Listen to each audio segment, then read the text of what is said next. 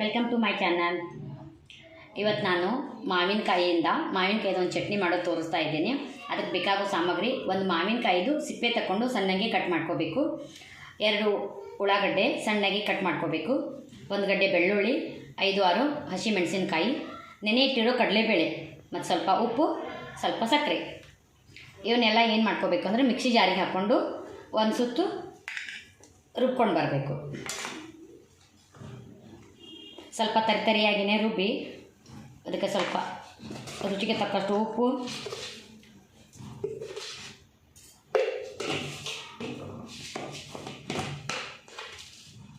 ಸಕ್ಕರೆ ಸೇರಿಸಿ ತರಿಯಾಗಿ ರುಬ್ಕೊಂಡು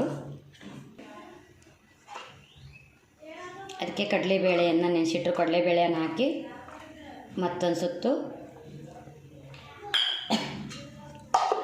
ಮಿಕ್ಸಿ ಮಾಡ್ಕೊಂಡು ಬರೋಣ. ಕಟ್ ಮಾಡಿಟ್ಕೊಂಡಿರೋಂಥ ಆನಿಯನ್ನು ಹಾಕಿ ಜಸ್ಟ್ 1 ರೌಂಡ್ ತಿರುಗಿಸ್ಕೊಂಡು ಬರ್ರಿ. ಪೂರ್ತಿ ಸಣ್ಣಾಗಿ ಮಾಡೋದ್ರಿಂದ ಅದು ಬಾಯಿಗೆ ಸಿಕ್ಕೊಂಡಂಗೆ ಆದರೆ ರುಚಿಯಾಗಿರುತ್ತೆ. 1 ರೌಂಡ್ ಜಸ್ಟ್. ಈಗ ಮಾವಿನಕಾಯಿ ಚಟ್ನಿ ಸವಿಯಲು ಸಿದ್ಧ. ಇದು ರೊಟ್ಟಿ ಜೊತೆ, ಚಪಾತಿ ಜೊತೆ ಮತ್ತು ರೈಸ್ ಜೊತೆ ಸೈಡಿಗೆ ಡಿಶ್ ಆಗಿ ಊಟ ಮಾಡಲಿಕ್ಕೆ ತುಂಬ ಚೆನ್ನಾಗಿರುತ್ತೆ. Thank you.